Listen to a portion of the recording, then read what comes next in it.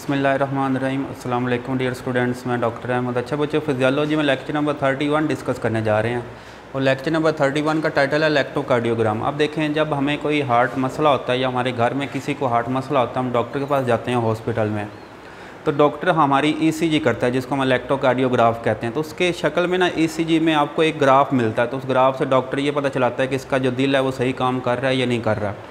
तो इसकी आज हमने बात करनी है कि वो वाला जो ग्राफ के ऊपर जो रिकॉर्डिंग आ जाती है ना, वो ग्राफ सा जो आता है, ठीक हो गया, उसको उस रिकॉर्डिंग को हम इलेक्ट्रोकार्डियोग्राम, और इस रिकॉर्डिंग को लेने के आप ये मशीन यूज़ करते हैं और इस मशीन को हम कहते हैं ईसीजी इलेक्ट्रोकार्डियोग्राफ मशीन कहते हैं।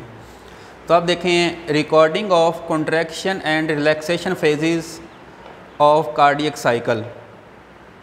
अब देखें, जब हमारा कार्डियक साइकिल कंप्लीट होता है तो उसमें देखें ये रिलैक्सेशन फेजेस होती हैं, ये कॉन्ट्रैक्शन फेज होती हैं।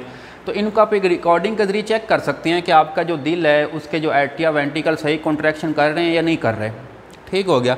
तो इस रिकॉर्डिंग को हम कहते हैं इलेक्ट्रोकार्डियोग्राम। ठीक हो गया।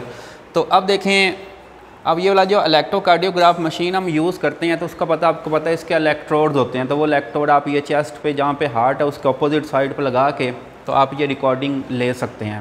ठीक हो गया। तो अब ये वाली जो रिकॉर्डिंग है ये आपको क्या बता रही है? तो रिकॉर्डिंग में आपके पास 3 वेव्स आती हैं। एक को पी वेव कहते हैं, दूसरे को हम QRS वेव कहते हैं, तीसरी को टी वेव कहते हैं। तो पी वेव आपके पास तब पैदा होती है जब आर्ट्रियल सिस्टोल होता है, मतलब जब ये आपके आर्ट्रिया कॉन्ट्रैक्शन करते हैं तो कौन सी वेव आती है? P wave. और QRS वेव तब पैदा होती है जब ये वेंट्रिकुलर सिस्टोल, जब आपके वेंट्रिकल कॉन्ट्रैक्शन करते हैं। और टी वेव आपके पास तब आती है जब आपके ये वाले जो वेंट्रिकल्स हैं ये रिलैक्स करते हैं। तो यहाँ पे देखें, ये इस तरह ग्राफ आपको शो होता है ईसीजी मशीन के ऊपर कि ये देखें ये पी वेव है और पी वेव किसको शो कर रही है कि अब यहाँ पे ये वाले जो आर्टरी हैं ये कॉन्ट्रैक्शन कर रहे हैं, और QRS वेव किसको शो कर रही है कि वेंट्रिकुलर कॉन्ट्रैक्शन कर रहे हैं, और टी वेव किसको शो कर रही है कि अब ये वाले जो वेंट्रिकल्स हैं ये रिलैक्स कर रहे हैं। अगर तो ये ग्राफ ऐसे आए तो वो बंदा नॉर्मल है, उसका दिल सही काम कर रहा है। ठीक है। लेकिन अगर इस ग्राफ में कोई एबनॉर्मलिटी आ जाए, जिस तरह हम कहें ये वाला जो ग्राफ है ये आपको ऐसे नजर आए ऐसे, ठीक है, तो हम कहेंगे इसकी जो हार्ट बीट है वो तेज़ हो गई है। ठीक हो गया। या इसको हम कहेंगे ब्लड प्रेशर का मसला है इसको।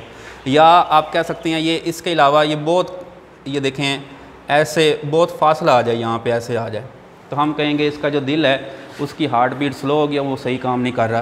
तो ये सारा हमारे पास क्या है? इलेक्ट्रोकार्डियोग्राम है, जिसको हम ईसीजी मशीन के ज़रिए क्या कर सकते हैं? नोट कर सकते हैं।